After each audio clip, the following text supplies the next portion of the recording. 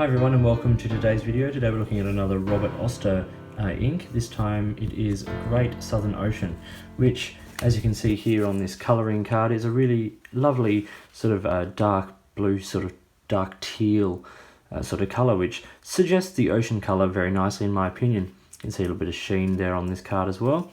Here it is on another card, some sort of more sort of standard cardstock, and just for comparison's sake, here is Waterman's Serenity blue, just to give you a sense of sort of the depth of colour in this and just how how rich and dark that colour actually is. You can also see it shades beautifully on both of those cards.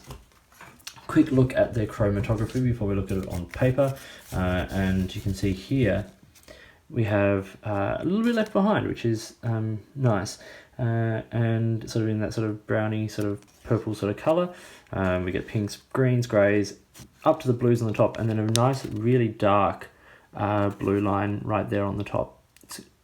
It's a nice chromatography, and you can really see it in the shading of this ink. Let's look at it on Rhodia. Now I've had this in two pens, and I had it in a Lamy Extra Fine here, and the TWSBI Eco Broad, which is now inked with another pen, inked with another colour ink. As I said, it's a nice rich blue teal, nice shading and plenty of saturation. It's definitely dark enough for professional use, and it's nice in a very fine nib or a broad, both bringing out nice sort of shading of the colour there, as you can see here in some detail. You can also see it's a well performed, the ink performs really well, and there's no sort of bleeding or anything on this paper. Now I've used this in a number of pens and on a number of different types of paper, and it works really well. Standard sort of Robert Oster performance. There's a bit of bleed on lower end paper, but that's not to be that is expected, sorry. And you know, it cleans relatively well. It does the job. It's a nice sort of dark blue, as I said, definitely good for professional use, and just with occasionally with a nice little hit of the lighter sort of shading coming through. Look at the water resistance, you see very little is left behind, particularly of the detail. There's a little bit of sort of interesting sort of that browny sort of purple coming through occasionally, which is highlighted by a lot of the pink in that chromatography. As you can see here, when you put the chromatography up along the water resistance, you can actually see quite a lot of those sort of shades sort of popping through occasionally, which is quite nice to see. It's nice to be able to see this in sort of an application there on the page as well. So let's just quickly talk through these points. So we've got wetness. It's probably, I'd give it a 7 out of 10. It's not super wet, which is nice and which helps it perform on paper like this. And saturation is 7, shading is 7, sheen is 5.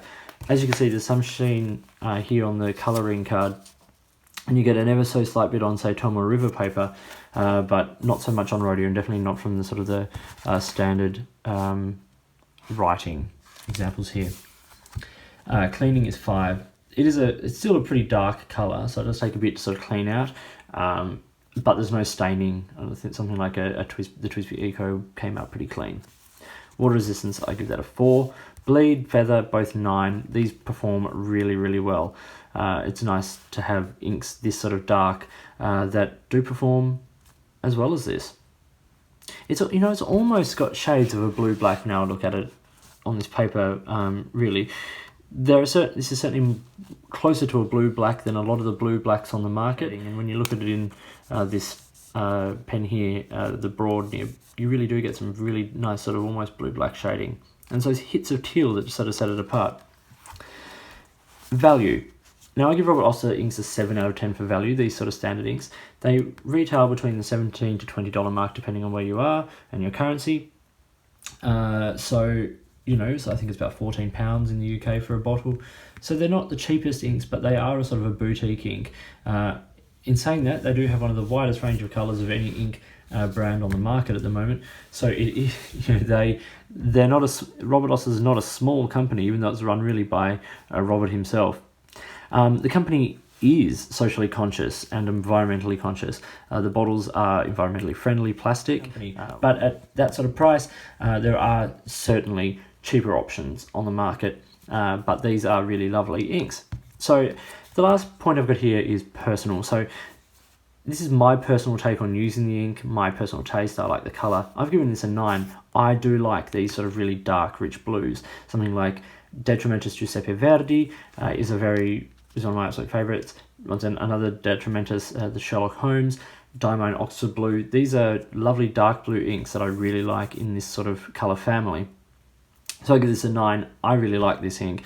It's one of my favourite of the recent Robert Oster inks. Nice and dark. It's a solid ink. So all those average out to a 7 out of 10, which I think is a fairly apt score for this ink. It's not going to set the world on fire.